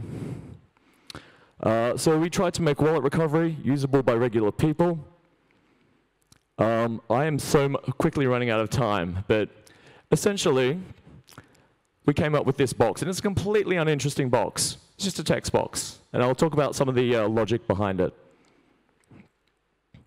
Usability goes deep. So behind that box, we're going all the way down to cryptographic fundamentals. The iPhone isn't the iPhone because it looks pretty. You can't, if you ever try like an iPhone skin on an Android operating system, it feels like trash. And that's because the iPhone is the iPhone because of the way the scheduler works, because of the way the GPU works. The responsiveness of an iPhone is due to full stack hardware, kernel, user mode, and everything on top of that. So I want to talk about things that are not BIP39 mnemonic passphrases. In the early 2010s, you had a bunch of Bitcoin people using something called brain wallets. That was kind of the first iteration of the idea of letting users use a passphrase they could use to recover a wallet. Users pick their own phrases, and obvious, if you're an InfoSec person, you make a rainbow table. You take every publicly printed set of words, you pre-calculate the outputs for all of that, and then you steal the contents of all the wallets, and this is what happened to people who use brain wallets. In the mid to late 2010s, the guys who made Keybase and a bunch of other bits and pieces, who are now, I think he's the head of the chief of security at Zoom, created something called Warp Wallet, which was a second generation brain wallet. It wasn't a product, it was more a proof of concept. But he put, I think it's now the equivalent of 800,000 US dollars in wallets that were secured with Warp Wallet. Warp Wallet fixed some really crypto basic fundamentals. If you log into Windows, Mac, or Linux, if two users have the same password, we don't store the same hash, you salt the password, the hash, I should say, you salt the hash with something that's unique to the user, so two different users with the same password get two different hashes. That's just crypto basics, like nobody should have not used salting in the first place. The other thing is they used scrypt, which dramatically slows down the time taken to produce a hash, which stops brute force attacks, or at least slows them down exponentially. Warp Wallet 1 and 2 are still unsolved to this day, and as I mentioned earlier, there's 850,000 US dollars that were given as bug bounties to people who could crack those wallets. There was also hints about what the salt was, and also what the passphrase was. There's a few problems with Warp Wallet as well. Firstly, credentials should actually be easily rotated. That's another InfoSec basic, without modifying the wallet address. So it probably makes sense to separate recovery from the concept of the actual wallet address where people are sending you money. Also, users may not remember the exact phrase. You don't want things like punctuation or casing to matter either. We want to be compatible with BIP39 mnemonic passphrases. Obviously, we don't want to make a roach motel. If you want to use this, you should be able to take your password to some other wallet. We're doing this to make the world a better place, not to seize control of people's online identity. It needs to live entirely on chain. And unlike a lot of the, oh wow, we have a Web3 wallet for everyone, we're not relying on Web2 accounts to make this happen. So you'll see a lot of people at Breakpoint who are securing your Web3 wallet with your Twitter account or with your Google account. Google ban people arbitrarily all the time. Twitter, hopefully that will stop now, but historically has a reputation for doing the same thing. You don't want to tie something which, we're all Web3 people. We think Web3 should be part of finance. You don't want to tie a financial product to a third-party company that has no interest in ensuring your ongoing access to their product. Web3 should not rely on Web2 to make that happen. And yeah, every other person who says they've fixed mnemonic passphrases with a good alternative is just encrypting something with an OAuth token against Web2. So this is the Portal Recovery Token. It's essentially a product that is really built upon Warp Wallet and scrypt. We have a seed that's generated by the normal means, a personal phrase that's normalized to ignore case and punctuation and anything else. And we take that seed, we actually use the unlock phrase of the wallet to generate some output with scrypt. Again, that takes like hundreds of milliseconds, but it's significantly slower than not using scrypt, and it means it slows down potential attackers, even if they know one or part of the recovery phrase or the wallet unlock phrase. The results of the scrypt are used to encrypt the key, and the key is actually stored on chain. The results of that are stored on chain in Arweave. So it's a recovery token that is completely independent of the wallet address and does actually work for real people. Wallet users are occasionally challenged as well. We simply tell them, you'll need to remember this phrase if you lose your devices. The language is relatively clear. And if they can't remember the phrase, it's fine. Their wallet's still working because this is not in an emergency scenario. We can simply ask them to set a new phrase and do that, the same way that we allow rotating credentials in any normal user-facing app. So yeah, it's a pretty simple box, but there's a lot of thinking behind that. And the point of this is that usability goes deep. Fixing Web3 requires a lot more than aesthetic sense. Portal does a bunch of other things as well. We have normal bank-like transfers with inflow verification of recipients. I can send money to someone with 100% certainty that that is them in the same flow that I'm actually sending it. That required changes to how we do transactions, the creation of an identity token, writing more data to Arweave, and a bunch of other low-level things. If you're interested in this kind of thing, we're launching an alpha in the next couple of weeks, get portal.app.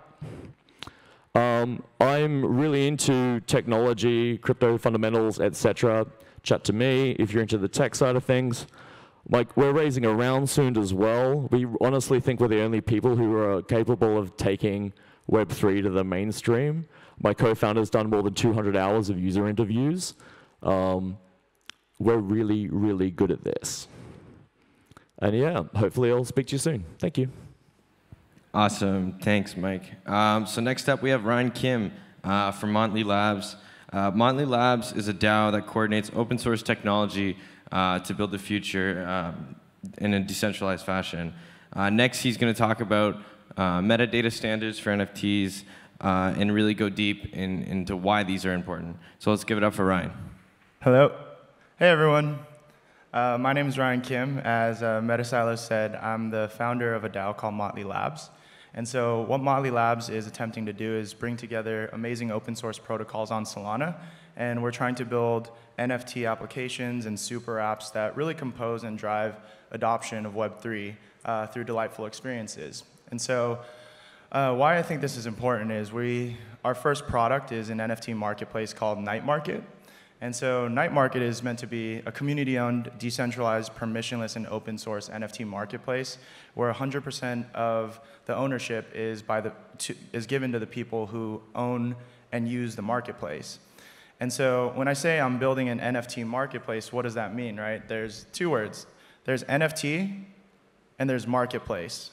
We know what a marketplace is, but I think the thing that's been kind of a concern and something that's been raised in the ecosystem recently that I do want to call attention to is that I think we as a community have not really decided the definition of what an NFT is, right? There are currently multiple different NFT standards right now, and it's almost like we recognize that Solana is electricity, and we recognize that the way to get electricity is by recognizing what Solana can do through NFT standards, right? We as a community recognize that this is an NFT. It's kind of like an electrical outlet. And the problem is, everyone in Portugal agreed that a two-prong electrical outlet was super important to the ecosystem. And what's happening now is someone introduced a three-prong and a four-prong. And so people like me who are just trying to build cool things with cool people, we don't even know which plug to use anymore. And so rather than our DAO making a decision, what I'm really calling to action for the community is the only thing that really matters with electricity is what it does for people, end users, right? If all the lights turned off, because it gives us light here, everyone realized how important electricity is. And so it's not really about what outlets we're using, it's about the result for end users. And so I really hope that we can kind of just switch the light on and focus on the things that really matter, right? And we can come to a standard together. And so my call to action is, I want to just set up a platform for anyone who has any interest in the growth of the long tail ecosystem of Solana to give your opinion, right? I mean, that's kind of the whole point of decentralization, permissionless behavior, access, and sovereign rights over your assets. So if you have a vested interest in Solana, your voice should be heard. And so that's why I'm here. That's why I believe in Solana and why I believe that this ecosystem can grow for mass adoption. But I would like my voice to be heard just as much as I would like to know people who have differing opinions from me and other people who think differently and are smarter than me, what their opinions are. And that makes, at the end of the day, decisions that our DAO makes that much better and that much in tune with the growth of the Solana ecosystem. And so really all I can say is if you want to give your opinion and have your voice heard on Solana, I created 5 minutes ago a dispatch forum that's completely permissionless. We hopefully can publicize the link somehow. And anyone is welcome to post, share your opinion on kind of what community governance on Solana looks like for some of the most important decisions that are made in the ecosystem. And if you have an opinion, share it and see what happens, right? Because that's how open source and that's how Solana grows to mass adoption, I would say. And so I'll share the dispatch forum. I'll stay down if any of you guys have any questions, but as always, I think I resonate with a lot of people in the room when I say that all we're trying to do is just build cool stuff with cool people and really see what this ecosystem and this technology can evolve to. And I think that collaboration, transparency, and open source communication is really going to guide that in the long run. So it's really not about the outlet or how all these things work right now. It's how we can get the community to work together. And so, yeah, I really hope this resonates with just even one person in the room right now. And I encourage you guys to all talk to me about it. And yeah, I appreciate everyone taking the time to listen. Take care. All right, thanks, Ryan. Next up, we have another Ryan from SoloWin Protocol. SoloWin's built a really easy way to create raffles to raffle your favorite NFTs and do some really cool stuff with your community. So let's give it up for Ryan. Hi, how's it going, everybody? My name is Ryan. I'm here representing SoloWin Protocol with my co-founder, Boreas.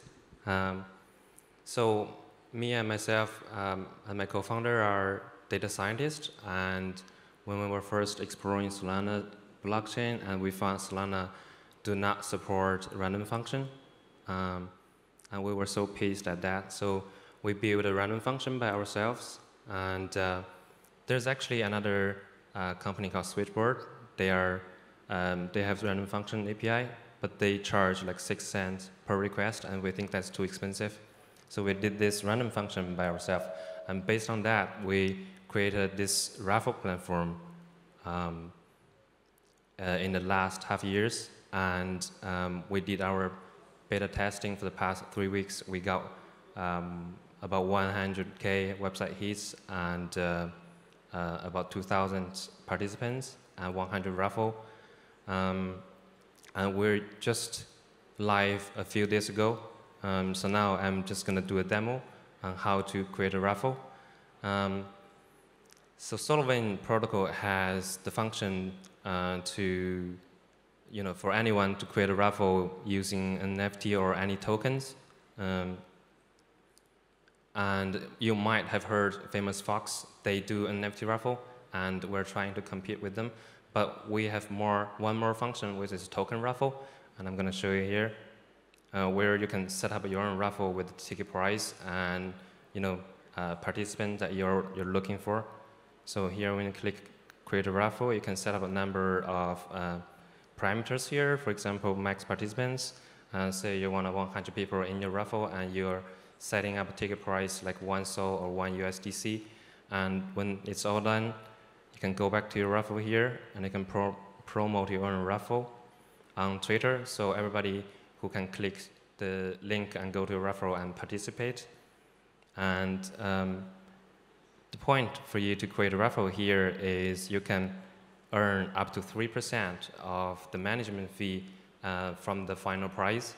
And you can also take 0% if you want. Another function is the NFT raffle, where you can sell your NFT. So I'm going to do a live demo here. I'm already connected to my wallet. And I'm trying to sell this here. I can select one of the tokens. Ticket price for 5 USDC. I'm looking for 1,000 participants. And now I'm selling this yacht for 5,000 USDC. And I'm setting up that line for more than a week. And there's a few hours where the deadline is due. And you want to give the buyers a bit of extra hour to go over the minimum price, and then it's just like that easy to create a raffle here. It might take a few seconds, and then just click approve, and then your raffle is set up. But I'm not selling this today. And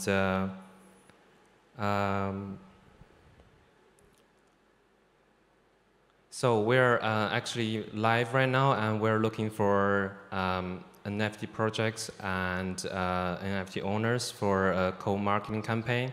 We have already onboarded a few blue chip owners like yachts, like OK Bears, and we were talking to a few NFT projects for, to talk with them to giving us maybe 5 to 10 NFTs of their collection to create a raffle campaign. And if you're interested in collaborating with us, you can follow us on Twitter. We're Solvent Protocols. Yeah, just shoot us a DM on Twitter. And yeah, thank you for your time. Great, thank you, Ryan. Up next, one of my good friends, Shimon, from Ratio Finance. Ratio Finance is a risk assessment protocol using DeFi.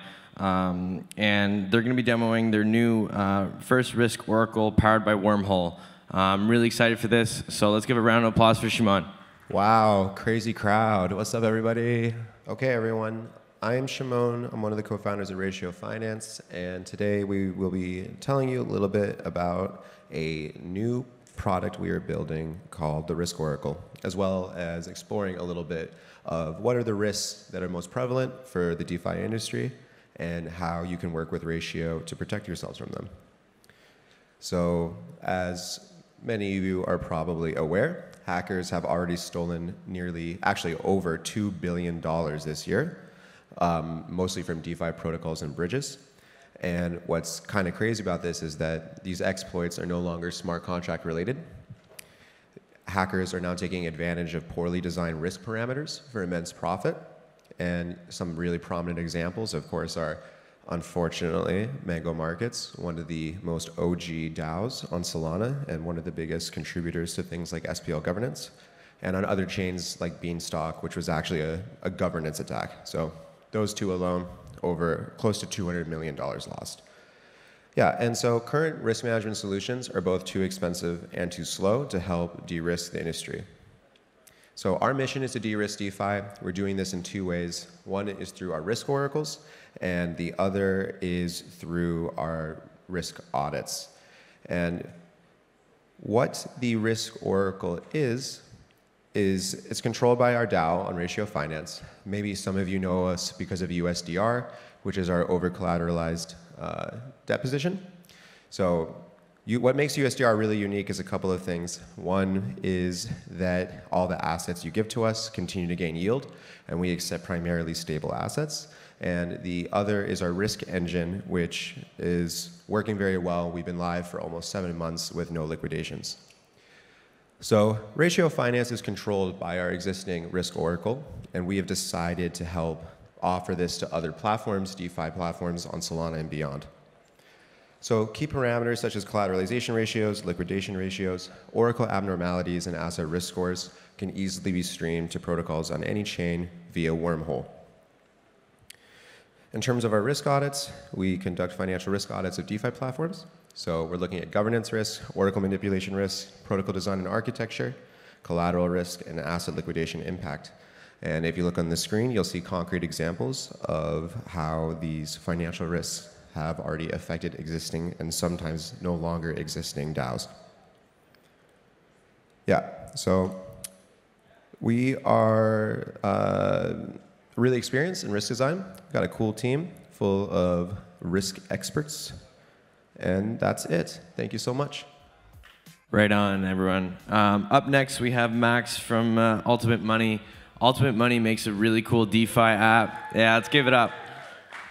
Ultimate Money makes a really cool DeFi app. They just launched a couple days ago. Super stoked. We're going to get a really cool demo. All yours, man. Cheers.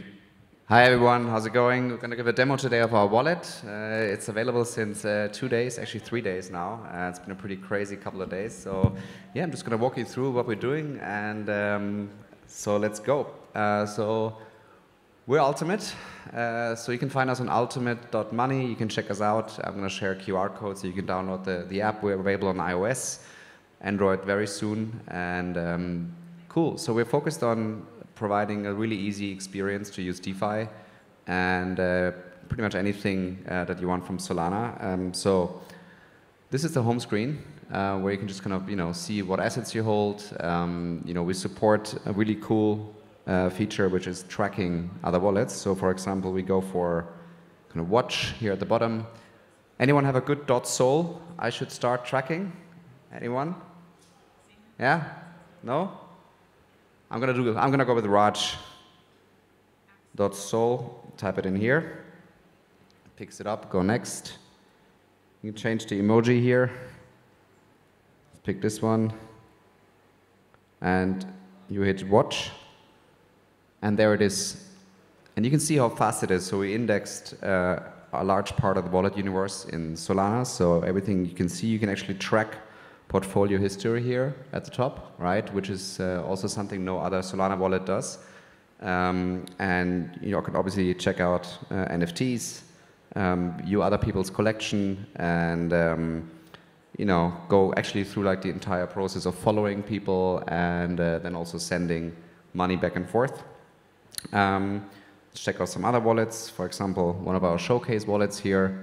You can obviously import the keys and then start using that wallet itself. So that's a really, really cool process where we really want to build also on top of the kind of open Solana ecosystem where you can follow anyone and create your own wallet. So let's go through a process to create your own wallet. You hit create, pick an emoji, or you can also make an NFT or your wallet emoji, and you go. Obviously, no assets yet.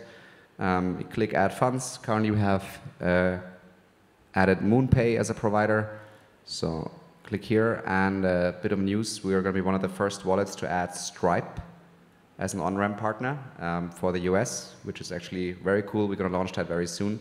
And that's going to be really, really exciting to be one of their launch partners on fiat on-ramp. Let's do a transaction. So we go to one of my wallets I have here, for example, and obviously very easy to do a swap. You can swap into all the major Solana tokens. For example, let's do USDC. Type in the quantity at the top, hit next. We all show you, it's a bit weird here with like the coloring. We'll show you notes exactly what you will receive in terms of slippage. You can change your price tolerance, like how much you want to accept in terms of price movement. You hit swap. And then we have something which is like a live transaction counter, like a block confirmation counter. You can see it at the top where like the transaction is actually filling up in real time, up to 32 confirmations. So, and we do this like also for incoming. We have push notifications which will pop up. Now I'm on silent mode, so you can't see them. So that's sort of the real-time nature. We also have something called Earn, where we basically do deep integrations of protocols. We have two protocols added, which is Friction. Our friends from Friction, they're doing decentralized option walls where you can earn anywhere from, currently 27.2% APY on Sol. And you can, with a couple of clicks, interact and invest into their protocol. So you click, for example, Solana, say, small amount, hit invest, next. You see that your investment will start earning in 4 days. So they have weekly investment epochs, which means you have to wait a couple of days and then it starts. You hit invest, and bam, you're invested in the protocol. Again, with like the live confirmation counter here, you can see, and that what we think how DeFi should be used. All mobile, all native, no dApp browser required, and just very intuitive for people. Like, when they use a normal stockbroker to buy like an ETF, it should be that easy to invest in protocols. Same thing with staking. Let's try that. Click on Lido, which we have integrated. Invest. Hit max. Now I don't have any. I need to like switch to another wallet. Let me do that. Yeah. In any case, you get the drift. So we're going to integrate more protocols. So Lido and Friction are the first ones. We're going to have multiple strategies on option investing, on staking, stablecoin yield, etc., and all of it deeply and natively integrated in the wallet.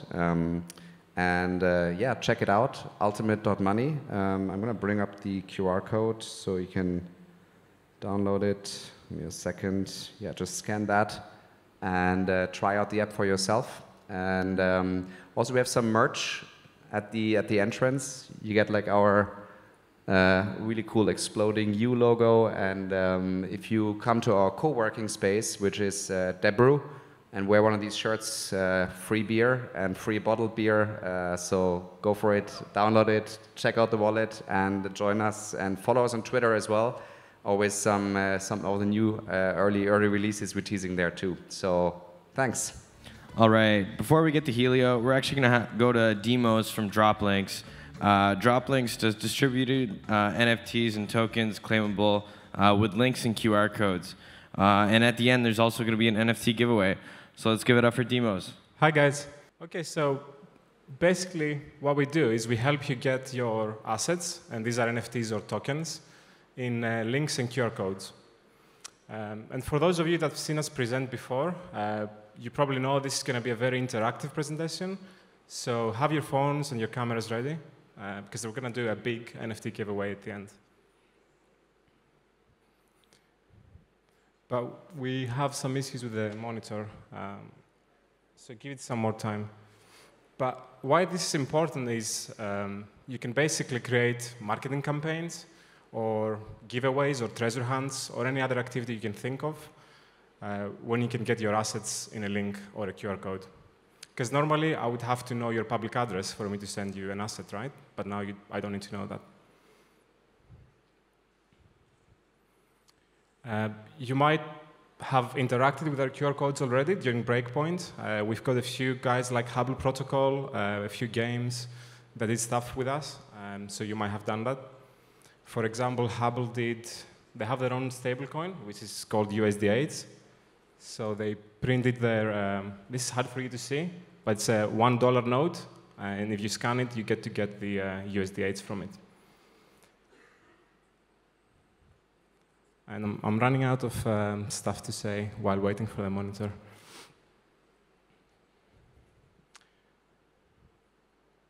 Does it all make sense? Anybody has any questions while we're waiting? So if I want my collection as a drop link, how would I go with that? Yeah, good question. I was going to show that, but let's describe it. You would go to droplinx.io, right? Droplinx.io. It should be quite easy and straightforward. But you'll see your NFTs in the dashboard, and you can select the ones you want to make into Droplinx, and then you just make the Droplinx. Awesome. Sounds really good. It works with NFTs and also tokens, like a stablecoin or Sol or USDC. OK, this worked. OK, so I'm in Droplinx.io, and that's the first thing you would see. So you have the number of campaigns that you're running. So we're running a campaign on Breakpoint. You can see the number of claims per day. or like a treasure hunt and steal the number of claims per day. And you can also get the addresses that are claimed through this function as well. But I want to show you how we can create drop links for NFTs, and then we can use those to do the giveaway. So let's go to the NFTs tab. And we're going to see the NFTs on my wallet. So let's go ahead and select some. We're going to take this guy. Hey, we've got a beaver here. Let's put the beaver in there as well. The two gorillas. So you can create up to 100 NFTs at the same time. So these are 100 transactions at the same time. We're going to do like 10. That sounds like a reasonable number. So we can create 10 separate links. These are 10 separate QR codes, or one link with all the assets inside. So we're going to do one link, because that's going to be the giveaway. So if you try to create a link without creating a campaign, we're going to give you a prompt saying, are you sure? Because campaigns help you track the progress of your drop links. So in this case, we're going to say that we do want a campaign. So let's go ahead and create, let's give it a campaign name. Breakpoint giveaway. Okay. So we're going to create those links. So the first transaction should pop up, and now it asks me for the first 5 NFTs. I'm going to approve this one. And the second one for the second 5. So I'm going to approve this one as well. So now you can see we're creating 2 different drop links, and actually we should be creating 1 drop link, but that's something to check. Once those go through, we should have the link. We can do the same for any coin, any SPL token. So for example, say we want to create 10 different drop links, and each one will have, say, 001 ladder. And we want to create 10 different links. So approve that. And now these are 10 different transactions going through. Once those go through, we're going to have 10 different drop links. So going back to our links, this is the Breakpoint giveaway campaign we just created. And you see here we have a link, and it's got claimed 0 out of 10, because we put 10 NFTs in here. So I'm going to copy-paste that, but I'm not going to show it to you yet, because we're going to do the giveaway soon. There's going to be a QR code. You can scan it, and you can claim the NFTs. But just really quickly, so I can show you what people have done with it during Breakpoint, I'm going to go to Twitter. If you haven't followed us already and you're curious, please do. But for example, this person just claimed 1 USD8 from Hubble. This person claimed an NFT. Alpha League Racing is a cool game. They're doing drop links during Breakpoint. And this is what Hubble did, which is quite cool. They've printed 3,000 of these nodes, and they put their own stablecoin in there. So you can do stuff like that, like marketing campaigns like these. And a few days ago, we did a big giveaway with Teatro here on stage, and they gave away Utes, OK Bears, and some other blue chip NFTs. OK, we're running out of time, so let's go to check out those links if they're created. OK. So the 10 links we created earlier with Lada are all created, and those are 10 different drop links, right? So you can take one of them. You can come here. So that's now a URL with an asset, and I can claim it using Phantom or my Sol domain. And I just got 001 ladder. And I can share that on Twitter later. OK. But now time for the giveaway. If you guys want to participate, just get out your cameras. This is a QR code. You can scan this, and you can claim the NFT that's inside. I can make it bigger. OK. So all you need to do is go to your camera and scan. So these are the NFTs we just created and put them in the drop link. So hit claim now. You can use your .sol domain or Phantom.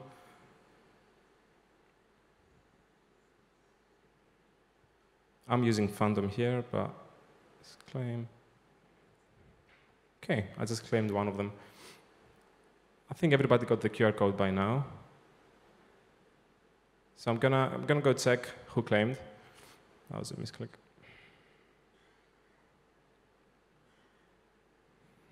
So if we go back to overview, there we go. That's the new campaign we just created, and we got already 6 claims out of 10. So that's 6 different wallets from this room that just claimed 6 NFTs. That's basically it. So if you are a protocol that has a stablecoin or any other asset or an NFT collection with NFTs, and you want to do these campaigns in real life, like in Breakpoint, just give us a shout or a DM on Twitter. We'd be happy to support you with that. And enjoy the NFTs. Thank you. Actually, we still have a few seconds. Anybody has any questions? OK, so everything was very clear. Thank you, guys.